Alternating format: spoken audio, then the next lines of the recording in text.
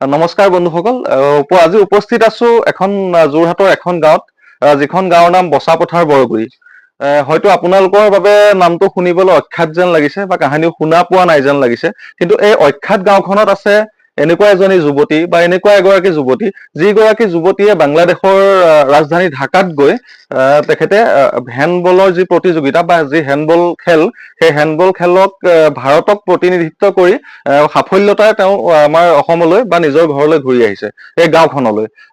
এতিয়ালৈকে যদিও বৰ ডাঙৰ ডাঙৰ যিবিলাক নিউজ চেনেল নাইবা যিবিলাক ডাঙৰ ডাঙৰ সংগঠন, সেইবিলাকৰ ইয়াত উপস্থিতি এতিয়াও যদিও দেখা নাই, তথাপিতো গাঁৱৰ ৰাইজে কিন্তু একেবাৰে পকা ৰাস্তাৰ মানে ৩৭ নং ৰাষ্ট্ৰীয় ঘাইপথৰ ওচৰৰ পৰা তেওঁক এই ঘৰলৈকে কালি আদৰণি জনোৱা দেখা গ'ল। আৰু আজি আমি আহিলো নিজুমণিৰ খবৰ ল'বলৈ। নিজুমণি, অকণমান এয়া হ'ল নিজুমণি। আপোনালোকে হয়তো দেখা নাই, কাৰণ আমাৰ এতিয়া ক্ৰিকেট খেল হৈছে। ক্ৰিকেট খেলত যেতিয়া ৰিয়ান পৰাগ ঘৰলৈ উভতি আহে বা আহিব, সেই সময়ত খুব উষ্ম আদৰণি তেওঁক জনাব। কিন্তু এইখন অসমত যেতিয়া হেণ্ডবলৰ নিচিনা এটা খেল, যেতিয়া এই ভাৰতবৰ্ষক প্ৰতিনিধিত্ব কৰি এগৰাকী বা দুগৰাকী খেলুৱৈ যেতিয়া বাহিৰত গৈ খেলিবলৈ যায় বা বাংলাদেশৰ নিচিনা ঠাইত গৈ যেতিয়া তেওঁ ট্ৰফি বুটলি আনিবলৈ সক্ষম হয়, তেতিয়া কিন্তু যিদৰে প্ৰচাৰ চলিব লাগে সেইদৰে প্ৰচাৰ নচলে। খেল খেলেই হয়, ক্ৰিকেট, হেণ্ডবল বা বাস্কেটবল, ভলীবল বা ফুটবল বুলি কোনো কথা নাই। কিন্তু আচলতে সেই ক্ৰিকেটৰ বাহিৰে বেলেগ খেলবিলাকৰ যিবিলাক খেলুৱৈ, সেইবিলাক বৰ বেছিকৈ লাইমলাইটলৈ বা ফকাচলৈ অহা দেখা নাযায়। নিজুমণি, তোমাক শুভেচ্ছা জনালো। তোমাৰ কেনেকুৱা লাগিছে, তোমাৰ অনুভৱটো কোৱা, যে তুমি বাংলাদেশৰ ঢাকাত গৈ ইয়াত তাত সফলতাৰে উভতি নিজৰ ঘৰলৈ আহিছা, এতিয়া তোমাৰ অনুভৱ কেনেকুৱা? অনুভৱ ভালে লাগিছে।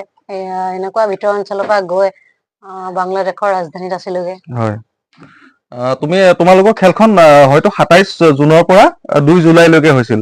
খেলখন আপোনাৰ ২ জুনলৈকে হৈছিলে। হয়নে? ২ জুনলৈকে হৈছিলে। তুমি আহি কালি ঘৰ পাইছাহি? কালি পাইছো। তোমাৰ যি হেণ্ডবলৰ যি তুমি অনুশীলন কৰিছিলা, প্ৰথম ইয়াৰ আৰম্ভণি কেতিয়া কৰিছিলা? প্ৰথম আৰম্ভণি মই ২০১৪ চনৰ লাষ্টৰ ভাগত কৰিছিলো। হয়, তেতিয়া মই আপোনাৰ দেউৰী গাঁৱত কৰিছিলো। হয়, আপোনাৰ এলেংমাৰ পাহুজাত নাম দেউৰী, তাত কৰিছিলো। এতিয়া আমি শুনিবলৈ পাইছো তুমি বহু কেইজন ষ্টুডেণ্টক তুমি এতিয়া হেণ্ডবলৰ প্ৰশিক্ষণ দি আছা। এখন স্কুল নিচিনাকৈ বা এটা প্ৰশিক্ষণ কেন্দ্ৰ তোমাৰ আছে, সেইটো কোন ঠাইত আছে? চেনিজা অঞ্চলত আছে। মোৰ বুলি নহয়, তাৰ ৰাইজৰ সহযোগত আৰু আমাৰ যোৰহাট জিলাৰ প্ৰেচিডেণ্ট ছেক্ৰেটাৰী সহযোগত। হয় হয়। এতিয়া তাত ষ্টুডেণ্ট কিমান আছে বৰ্তমান?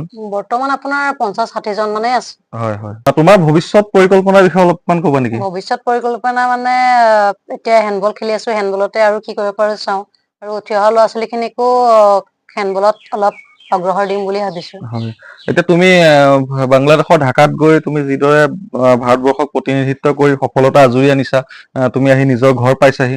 তোমাৰ অন্য খেলৰ দৰে, মানে ক্ৰিকেট নাইবা অন্য যিবিলাক খেল, ফুটবল খেল, সেই খেলবিলাকৰ নিচিনাকৈ বাস্কেটবল, হেণ্ডবল এইবিলাক অকমান মাহিয়াই দৃষ্টিৰে চোৱা যেন অনুভৱ নহয় নে কেতিয়াবা? হয়। মানে দুখ নালাগে ন অলপো? দুখ লাগে বাৰু। এতিয়া আমি সেইকাৰণে সকলোকে অনুৰোধ কৰো, এনেকুৱা যিবিলাক প্ৰতিভা, গাঁৱে ভূঞে বহুতো প্ৰতিভা আছে, যিবিলাক প্ৰতিভাই ভাৰতবৰ্ষৰ কাৰণে অহৰ্নিশে কাম কৰি আছে, কিন্তু আজিও কিন্তু লাইমলাইটত নাইবা ফকাছত আহিব পৰা নাই। গতিকে সকলোকে অনুৰোধ কৰিছো, নিজুমণি গগৈৰ দৰে যিবিলাক যুৱক যুৱতী আছে, যিসকলে আমাৰ কাৰণে কাম কৰি আছে, যি আমাৰ অঞ্চলৰ, আমাৰ দেশখনৰ নাইবা আমাৰ ৰাজ্যখনৰ যি নাম উজ্জ্বলাবলৈ অহৰ্নিশে চেষ্টা কৰিছে, তেওঁলোকক আপোনালোকে উৎসাহ দিয়ক, সকলোকে দেখুৱাওক। সকলোকে দেখুৱাই আপোনালোকে এইটো বুজাবলৈ চেষ্টা কৰক বা এইটো জনাবলৈ চেষ্টা কৰক যে কিছুমান নিৰ্দিষ্ট খেল নাইবা নিৰ্দিষ্ট কিছুমান বিষয়ৰ বাহিৰেও এনেকুৱা কিছুমান বিষয়তো আমাৰ ল'ৰা ছোৱালীয়ে এতিয়াও গৈ অশেষ কষ্ট কৰি আছে। বহুতো কষ্টৰে বাহিৰত তেওঁলোকে কাম কৰিছে বা বাহিৰৰ পৰা এনেকৈ পদক আজুৰি আনিবলৈ সক্ষম হৈছে।